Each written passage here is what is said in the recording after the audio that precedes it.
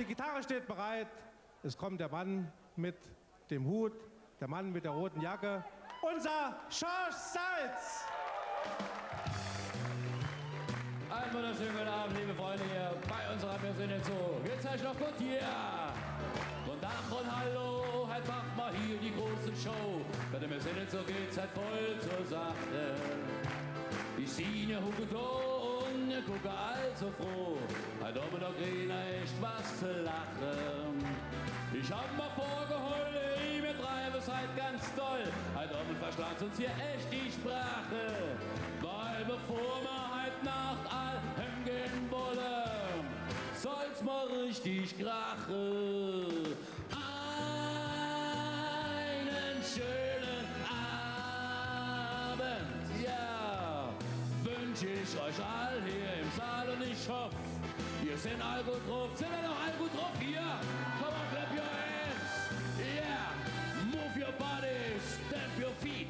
Ja, versprühen euren Charme, schmeißen euer Konfetti raus. Wunderbar. Wollen wir alle mal pappele, sappele, plappert, die klappert, die Schnabel am Kopf. Oh yeah!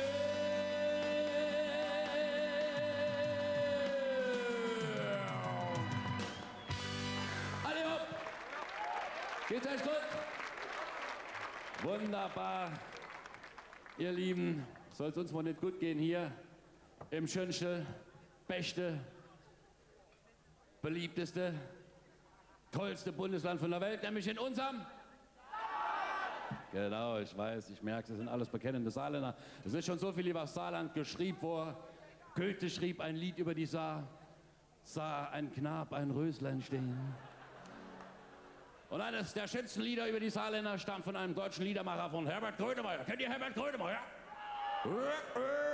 Herbert Grönemeyer hat ein wunderschönes Lied über die Saarländer geschrieben. Treffender kann man die Leute hier gar nicht charakterisieren. Saarländer sind Chlorelei, Saarländer sind einfach wunderbar. Saarländer haben viel Kohle, doch die bleibt in Zukunft unantbar. Oh, Saarländer sind manchmal ledig, dann fluchen sie, wenn ich immer richtig kennt, dann tätig. Saarländer bauen immer an, Saarländer haben immer ein Bit voll Speis. Saarländer baggern wie blöde, Saarländer bauen auch mal. Saarländer lieben den Filz. Saarländer bestechen dich und jeden mit einem Kastenpilz. Saarländer haben nichts, nehmen leicht Subventionen und Geld aus dem Reich. Werden als Kind schon auf Urpilz geeicht. Was ist am Saarländer dran? Oh Mann, oh leck, hey, geh fort. Oh Mann, oh, was ist am Saarländer dran? Hey. Saarländer haben immer recht. Saarländer sind manchmal furchtbar strack. Saarländer ertragen fast alles, nur Pelzer geht ihnen auf den Saarländer sind so verletzlich. Saarländer sind auf dieser Welt einfach. Jawohl, Saarländer haben nichts, nehmen leicht Subventionen und Geld aus dem Reich. Werden als Kind schon auf Urpilz geeicht. Was ist am Saarländer dran? Oh Mann, oh leck, hey, geh fort. Oh Mann, oh, was ist am Saarländer dran? Hey. Saarländer führen keine Kriege, Saarländer gehen lieber bei die Feuerwehr.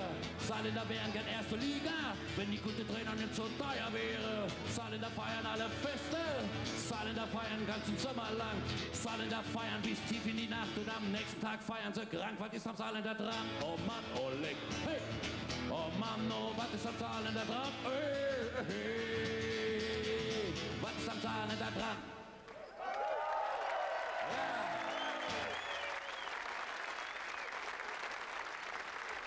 Was ist am Saarländer dran, liebe Freunde? Was macht uns eigentlich so beliebt in der ganzen Welt? Dass wir alle gar herkommen ins Saarland. Ich will es euch verraten, es ist unsere Sprache. Mit uns kann man schwätzen. Unsere Sprache versteht jeder sofort. Wir haben nämlich einen ganz geringer Wortschatz. Klar, 30, 40 Ausdrücke, damit beherrschen wir jede Sparte der Kommunikation. Ne? Ist wirklich kein Problem. Guck mal, jemand, der das erste Mal ins Saarland kommt, die Sprache nicht versteht, der kriegt von unser Einsteigerpaket von 4 Wörtern und gut, geh fort, alles klar. So, wenn schlage ich dich mal durch, die erste fährt sie da und die restliche 17,5 Wörter kann ich dann in den nächsten 5 Jahren drauf schaffen. Ne? Das ist wirklich klasse. Ihr Leute, wir haben nämlich im Saarland, wir haben Ausdrücke, die sind auf jede Lebenssituation anwendbar. Ist gar kein Problem. Guck mal, wenn du irgendwo eingeladen bist, die Hausfrau hat sich ins Zeug gelegt, hat gekocht wie wahnsinnig, es schmeckt furchtbar gut. Da flippt doch kein Saarländer aus.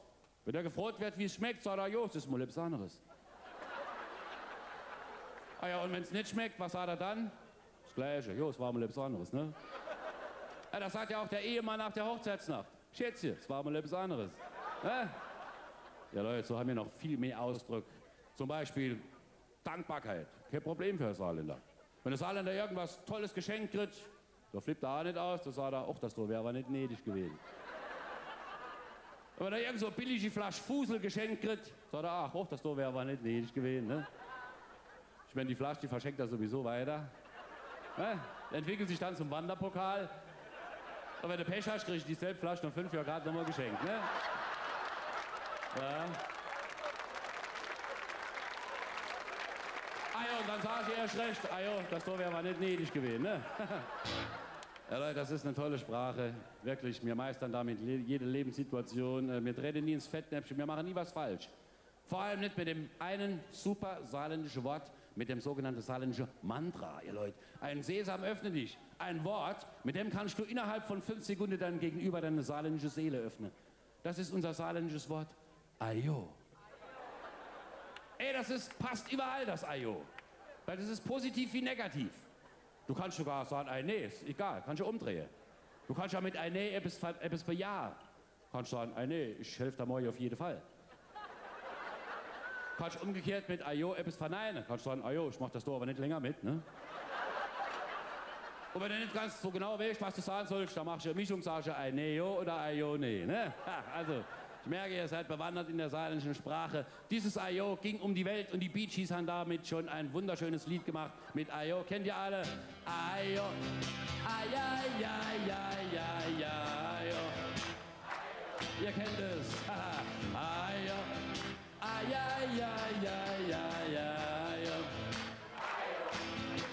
Ey, kommst du heut nicht, kommst du morgen, oder kommst grad, wann du willst. Mach dir darüber nur keine Sorge, merkt jo keiner, wenn du fällst. Und alle! Ajo! Ajo! Ajo!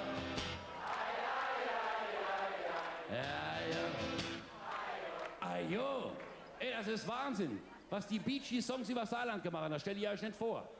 Die Bee Gees haben vor 40 Jahren ein Lied gemacht über die Frau, wo hier immer die Saarlandhalle geputzt hat. Die arme Frau ist morgens reingekommen, 3 Eimer Wasser über den Boden geschüttet, eine halbe Stunde sich gekniet, geschrubbt und da war der Saal sauber gewesen. Die hat so schnell geschrubbt am Boden, da war der Saal aber noch nass gewesen, feucht. Das ist die aufgegangen, dass in die Junge reinkommen mit den Turnschuhen, voll durch das frisch geputzte durchgetratscht. Hat sich die arme Frau aufgeregt. Stell dir vor, tratsche die voll durch das frisch geputzte. Aber dort drüber haben die Bee Gees einen super Welthit draus gemacht. Tratsche die über den frisch geputzte Boden und da latsche die mit der Turnschuhe voller Kluppe, Matsch und gucke noch blind und lache noch doof hinterher. Aha, tratsche die, sowas macht nicht Spaß, wenn euch die grün, ich flatsche die mit dem Schrupperschlager stelle Eddie über die Riemen, die Drecksäck packen nicht die Grün. Aha, tratsche die.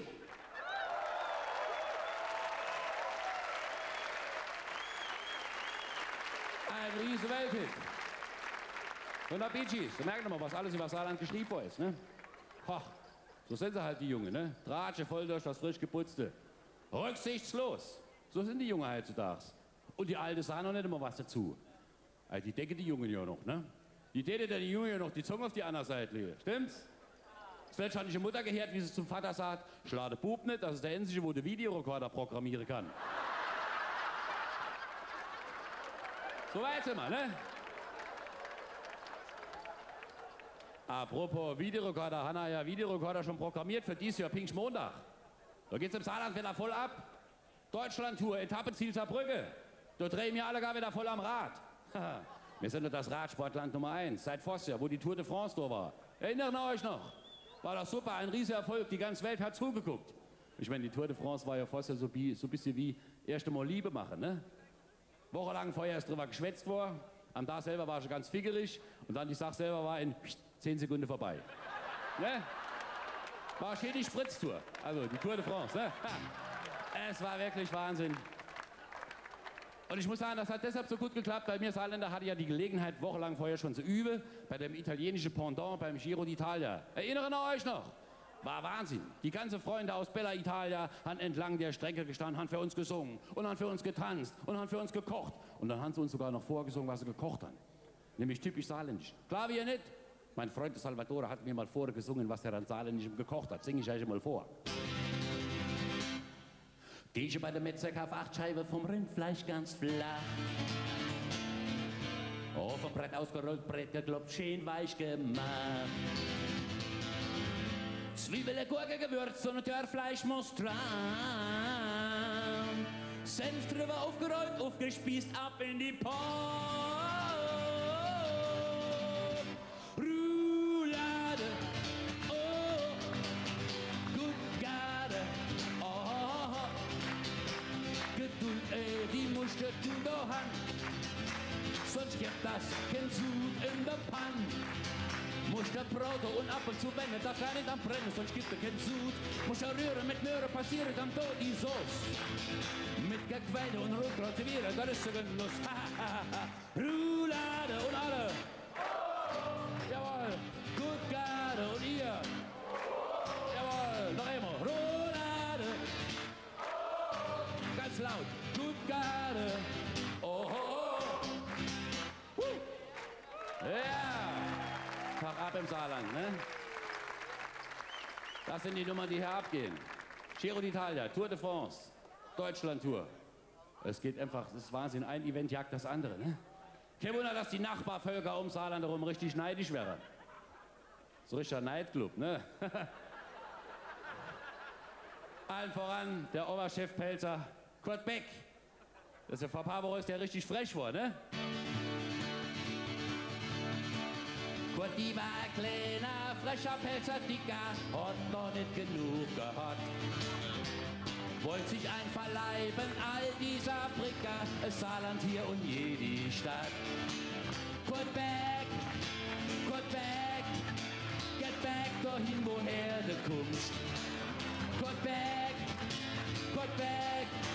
lass dein Griffele vom Saarland weg. Ja, das soll der Griffel vom Saarland weglassen, stimmt's? Ja. Genau. Ich meine, ich weiß, warum die das Saarland wollen. Die haben nicht das, was wir haben, ne? Ihr Fußballverein am Boden zerstört. Ihr Stadion müssen sie auch verkaufen. Der Grand Prix haben sie bis heute noch nicht gewonnen. Haben sie versucht, ne? Vor 4 Jahren oder vor 5. Der Langhoorig aus Trier, wissen Sie noch? Der Meister. Den haben die Pelzer nur England geschickt, um der Engländer endlich mal die Folge von BSE klar zu machen. Ne?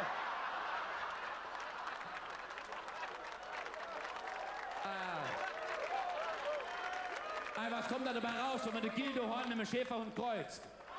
Rex Gildo. Also, die Pelzer sind wirklich nur neidisch. Außerdem sind sie neidisch, weil sie nicht so oft in der Tagesschau genannt werden wie mir Saarländer.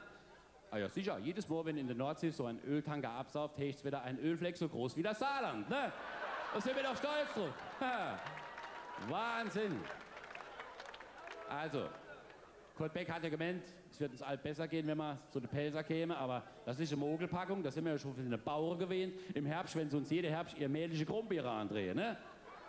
Wenn du bei der Pelzer Krummbeere kaufst, musst du ja erst mal die Stehen aussortieren. Ja?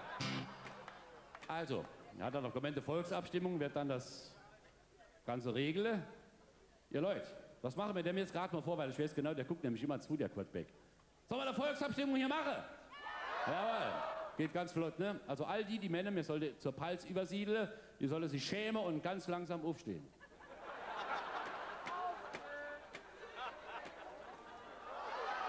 Ja. muss ich dazu sagen, das sind unsere liebe Pelzer aus Rotalbe. Die müssen sich jetzt nicht verbiegen und Hucke bleiben, ne? So, gut. Ich grüße euch, ihr liebe Pelzer. Gut, alles klar. Verstehen wir, ne? Okay? Ja, Leute, wenn ich jetzt die Gegenfrage stelle, erwarte ich aber, dass noch alle mit einem Ruck aufspringen und mit mir zusammen singen. Und das üben wir dann vorher noch. Unser Saarland, ne, das kriecht nicht. Und alle. Unser Saarland, ne, das kriecht nicht. So. Wer ist dafür, dass das Saarland wie bisher ein selbstständiges Bundesland bleibt? Der soll ganz dabei aufspringen und mit mir zusammen singen. Unser Saarland, ne, das kriecht nicht. Kurt, oh Kurt. Und alle. Unser Saarland, ne, das kriecht nicht. Kudi Beck, Kudi Beck, Kudi Beck, Kudi Beck, Kudi Beck. Und laut.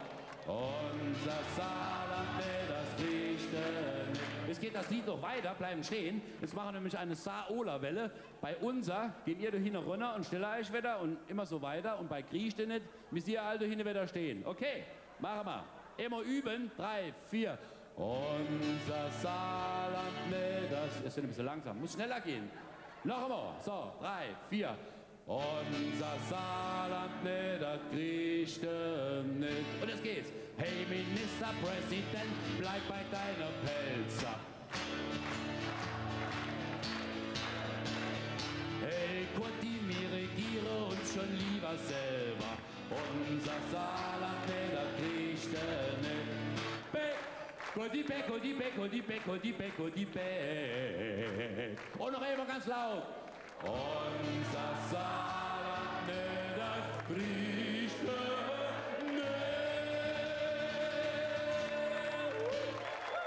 Ja, ihr seid wunderbar. Ihr seid toll. Ich weiß ja, dass für die Pelzer das Saarland das Größte ist. Kennt ihr Freunde aus Rotalbe, stimmt's? Das Saarland ist für die Pelzer das Größte. Ich finde es Wahnsinn, dass diese Masochisten jedes Jahr immer noch daherkommen. Ich finde das klasse. Super. Ich liebe euch. Für die Pelzer ist das Saarland wirklich das Größte. Das Gründer hat sogar die kleinen Kinder beigebracht. Deshalb haben die kleinen Pelzer Kinder ja so lange Ohren. Weil die Alte so jeden Abend hochheben an der Ohren, geh Westerhalle und sagen, Schätze, guck mal, da hinten ist das gelobte Land. Ja. Und so wie es sich für jeden Moslem gehört, einmal im Leben gehen Mekka zu pilgern, sollte auch jeder Pelzer einmal im Leben ins Saarland gepilgert sein.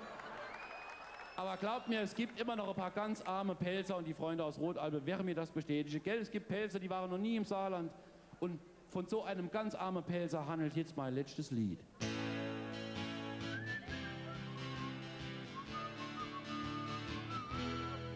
Nach dem 5. Leberwurstbrot hat er zu seiner Frau gesagt, ich muss noch Zigarette stechen gehen. Hol ich Schlüssel mit, hat sie ihm nachgerufen, weil ich ihn nachher die Wutze füttern gehen. Er hat die Haustür laut zugeknallt, wird im ersten Stock die Schwiegermutter laut schnarche. Es hat noch Sauerkraut geroch im ganzen Haus. Und auf der Straße denkt er auf einmal, wenn ich jetzt grad die Flatter mache, da käm ich aus der Palz mal endlich raus. Ich käm ja endlich raus. Ich war noch niemals in Perlborg, ich war noch niemals in Saarlouis. Ich ging nie durch Kressaubach in zerrissenen Jeans. Ich war noch niemals weiter fort als bis Bruchmühlbach und Martinsee. Ich hans gelobte Land bis halt noch nicht gesehen. Hey, ja, la la la la, la la la la la la la la. Und wie er dann so vom Zigarettenautomat steht, da halt der Bus direkt vor seine Fies. Er ist drin gesprungen und hat sich hingehuckt und hat geträumt vom Dibbelabbes Paradies. Er stellt sich vor, ach wie wär das schön, der Sonnenuntergang vom Kraftwerk Becksbach zu sehen und morgen früh im Karstadt auf der Rolltreppe stehen. Als Souvenir kauft er sich ein Lionerblom und die hängt er sich dann groß um den Hals. Dass die ganz Verwandtschaft glaubt, dass er im Saarland war, die ganz krummbuckelig Verwandtschaft noch hinten in der Palz. Ich war noch niemals in Saarlouis, ich war noch niemals auf dem Gau, ich hab noch niemals Sonnenbrand am Postalsee. Ich war noch niemals auf der Klöff, da wo die Saar am schönste ist. Einmal es Saarland ziehen, dann sterbe, das wär schön.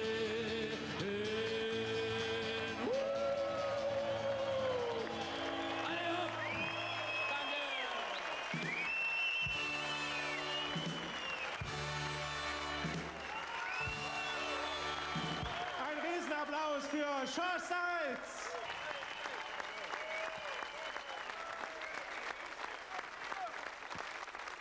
Herzlichen Dank, lieber Schorsch. Und dafür gibt es natürlich eine Rakete und da machen wir jetzt all mit. An die Gewehre! Tempo 1, Tempo 2 und Tempo 3. Und Tempo 1, Tempo 2 und Tempo 3. Und noch einmal Tempo 1, Tempo 2 und Tempo 3. Und ein dreifaches Erfolg an alle.